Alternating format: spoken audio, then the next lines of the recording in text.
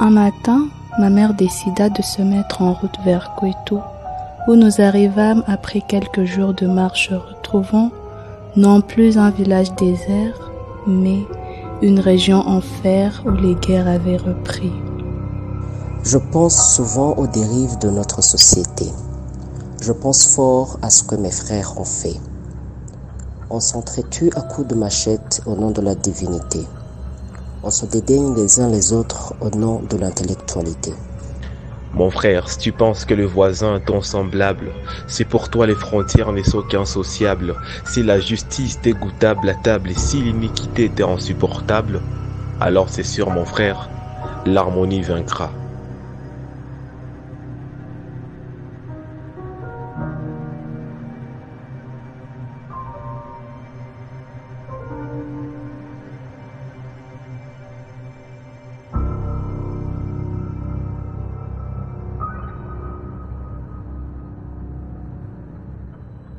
Chers les plumes, semeurs de paix, nous t'accueillons dans le monde des écrivains.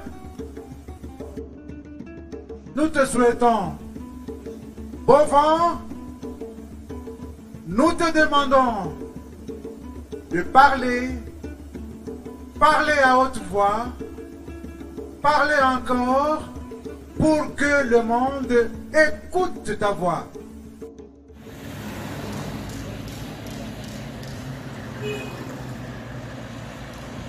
De tout temps, la littérature a été une arme de combat.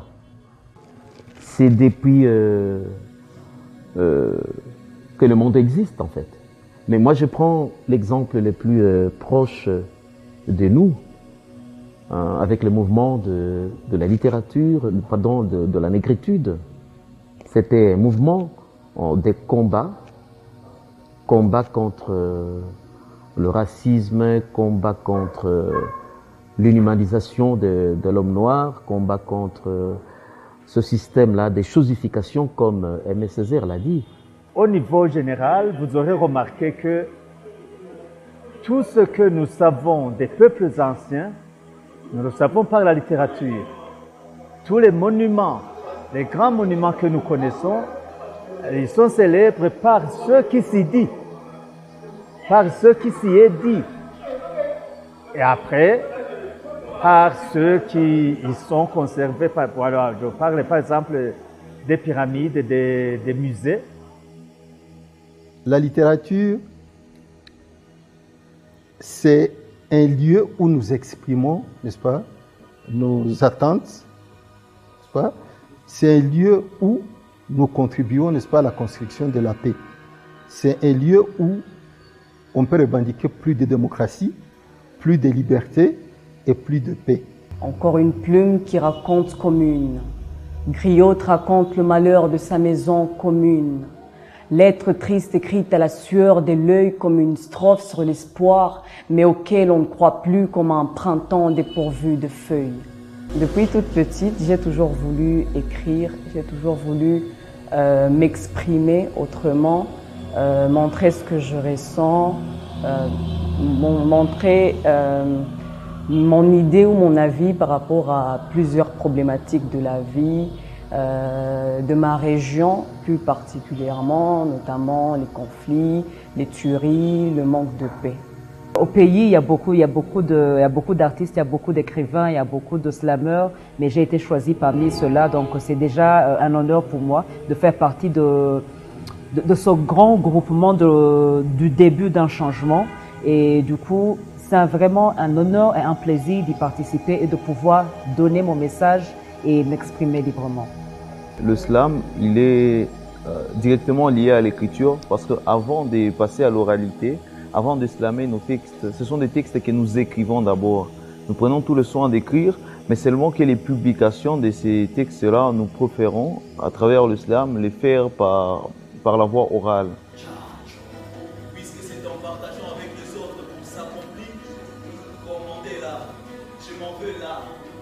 Pour nous, la vraie question serait, au-delà de donner cette consommation orale à notre auditeur, pourquoi ne pas essayer un peu de vouloir pérenniser ces œuvres que nous produisons quotidiennement, que la société actuelle consomme, pourquoi ne pas vouloir les pérenniser à travers le temps?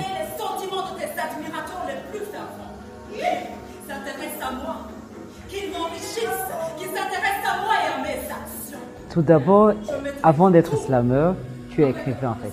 Parce qu'il faut écrire. Tu ne vas pas sur scène pour genre...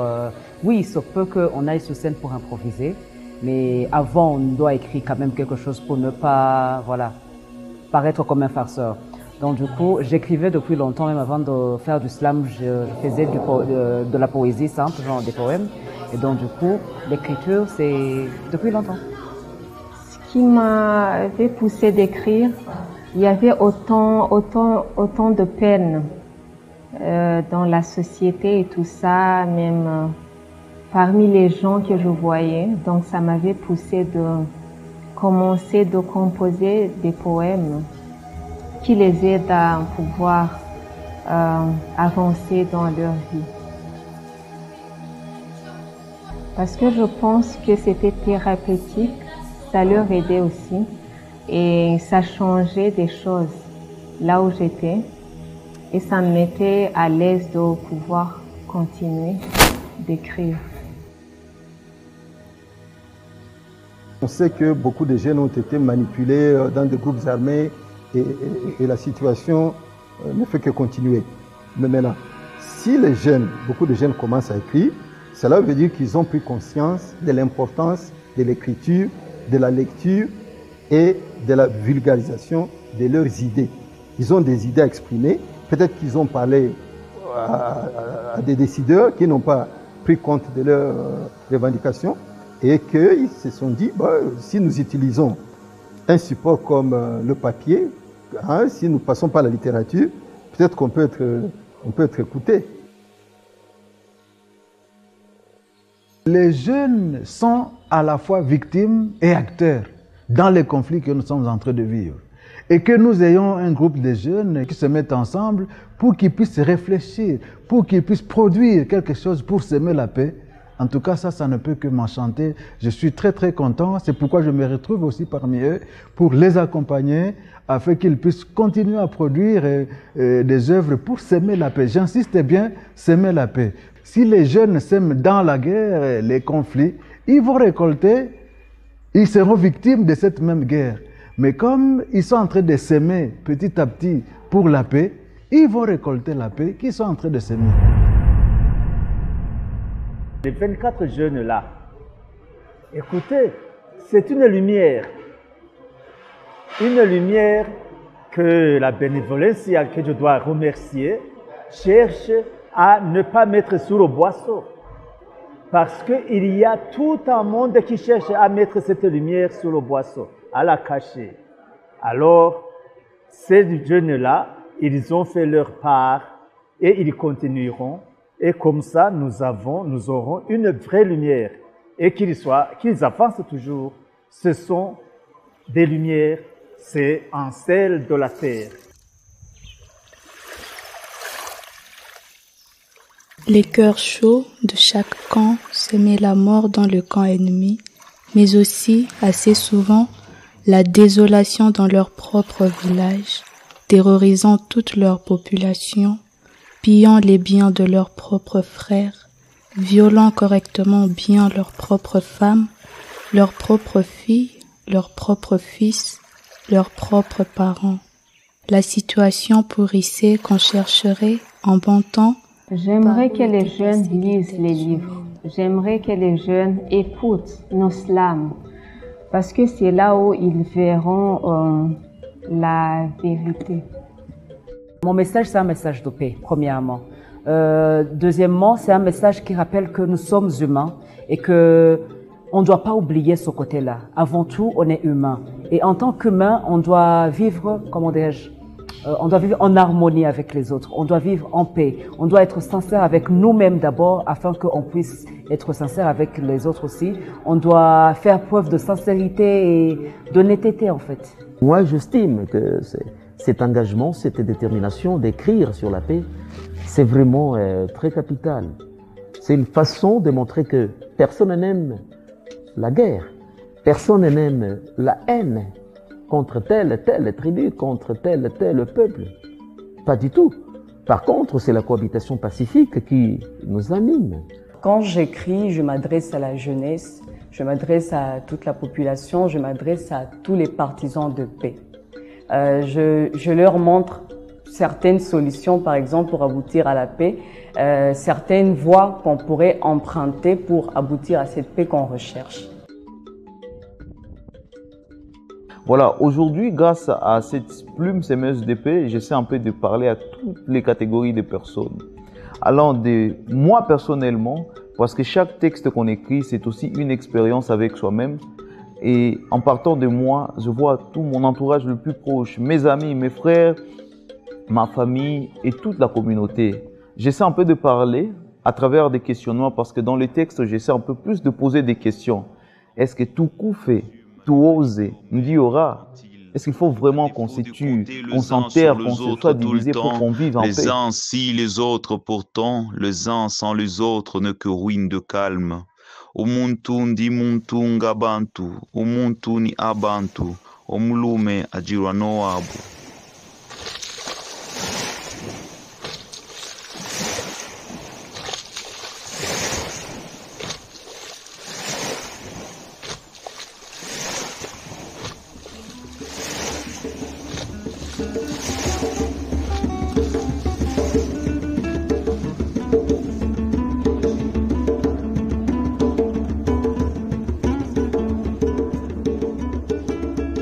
La littérature, c'est aussi une arme miraculeuse, dans la mesure où le fait de dénoncer, par exemple, les injustices, le fait de raconter des situations qui se déroulent dans un pays, cela fait qu'on rapporte déjà aux générations à venir ce qu'aura été l'époque de l'écrivain.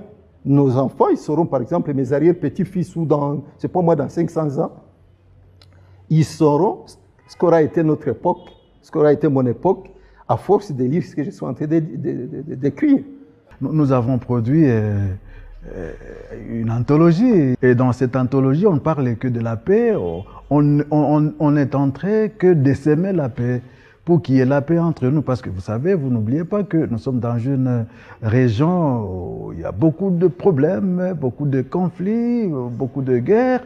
Alors nous sommes là pour s'aimer la paix parmi les peuples, parce que nous sommes obligés de vivre ensemble. Et pour vivre ensemble, il faut qu'il y ait de l'harmonie, il faut qu'il y ait l'entente, il faut donc qu'il y ait la paix. Sans paix, il n'y a pas de vie. Et vous allez le découvrir à travers l'œuvre que nous venons de produire. Comme l'écrivain donne ce qui est en lui, la littérature donne absolument des possibilités. La littérature permet de construire des ponts pour atteindre la paix, pour aller vers la paix.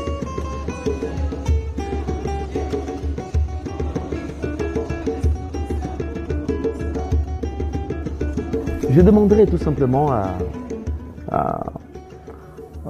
aux gens cultivés de cultiver encore cet esprit-là, de la lecture, que ce soit dans des bibliothèques, comme par exemple la bibliothèque de l'Institut français, comme la bibliothèque de l'ISP Bukavu, comme la bibliothèque Humanitas, que les gens aussi aient cette habitude de lire la bibliothèque et qu'ils ont à travers l'outil informatique. Puisque tout est en ligne aujourd'hui. Il y a beaucoup des millions de livres qui sont en ligne et qui permettent la lecture. La technologie, il ne faut surtout pas l'oublier.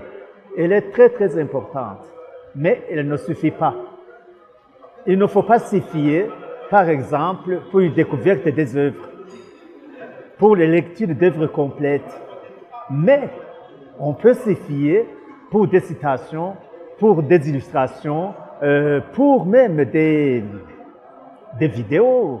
Ça peut être très utile. Elle est très utile. Donc, servons-nous-en toujours pour la paix. Ces colloques est vraiment le bienvenu.